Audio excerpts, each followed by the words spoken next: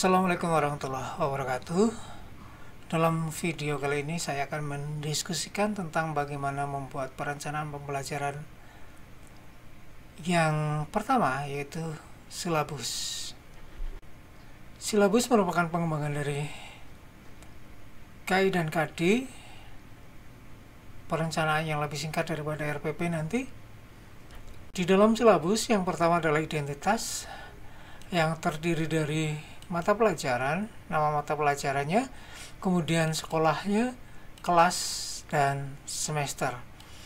Mata pelajarannya adalah kimia, kemudian SMA-nya adalah SMA kita masing-masing, kemudian kelasnya tergantung pada silabus mana yang akan dikembangkan, kemudian semesternya.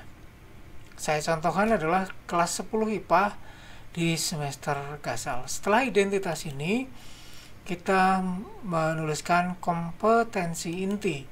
Kompetensi inti untuk kimia dari KI 3 dan KI 4. Anda silahkan tinggal mengcopy dari KI dan KD yang sudah disampaikan oleh pemerintah. KI 3 dan KI 4 silakan Anda copy dari sana. Nah, kemudian bagian berikutnya yang perlu kita perhatikan, yang pertama adalah kompetensi dasar. Setelah KI nanti Anda membuatnya dalam bentuk tabel yang isinya adalah kolom untuk kompetensi dasar, indikator pencapaian kompetensi, materi pokok, kegiatan pembelajaran, kemudian penilaian dan alokasi waktu, serta sumber belajar.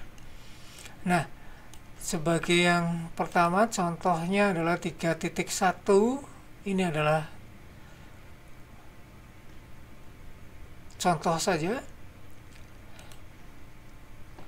3.1 diikuti mesti 4.1. Jadi kompetensi dasar 4 titik sekian dan 3 titik sekian. Ini adalah indikator pencapaian kompetensi. Jadi kalau kita punya kompetensi menjelaskan dan seterusnya seperti itu, kira-kira apa saja yang perlu diketahui oleh siswa. Contohnya adalah menyebutkan definisi. Sekali lagi, yang perlu kita perhatikan bahwa indikator pencapaian kompetensi harus disesuaikan dengan kompetensi dasarnya.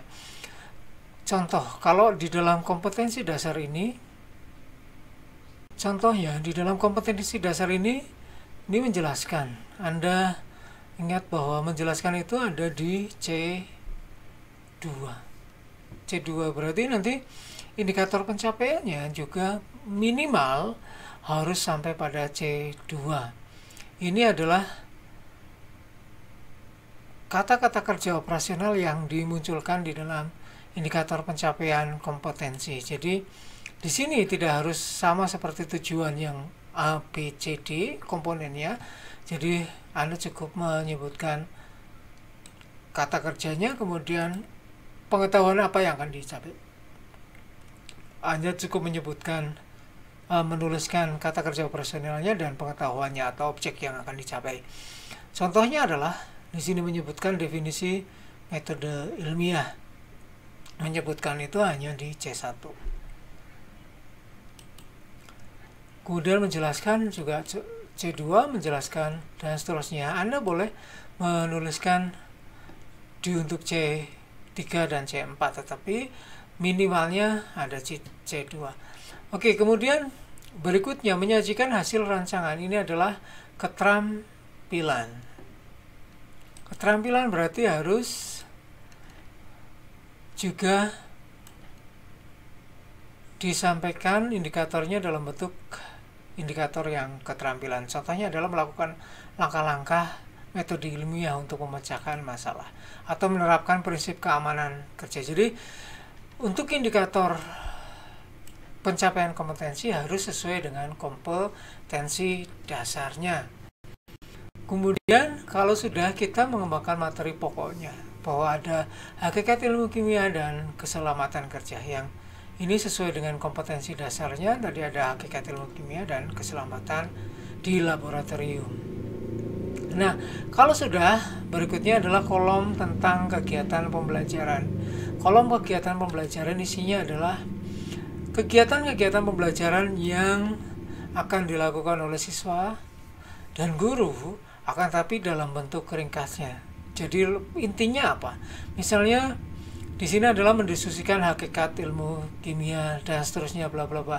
Tidak harus langkah-langkahnya sesuai dengan metode. Tetapi inti dari langkah pembelajaran itu apa? Ini yang ada di dalam kegiatan pembelajaran, karena silabus itu lebih singkat. Nanti di dalam RPP nanti kita akan bicarakan yang lebih rinci dari kegiatan pembelajaran. Kemudian karena ada dua, yang pertama adalah pengetahuan, maka kita mendiskusikan, dan yang keduanya untuk yang KD 4 berarti kita harus menyampaikan juga langkah pembelajaran yang menunjukkan adanya pembelajaran keterampilan. Ini contohnya dalam melakukan proses ilmiah dengan langkah metode ilmiah dan seterusnya seperti itu. Oke, kemudian penilaiannya, penilaian itu juga harus ada 3, yaitu pengetahuan, sikap, dan keterampilan.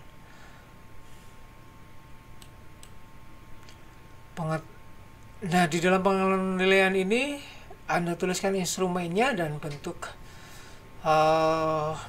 penilaiannya.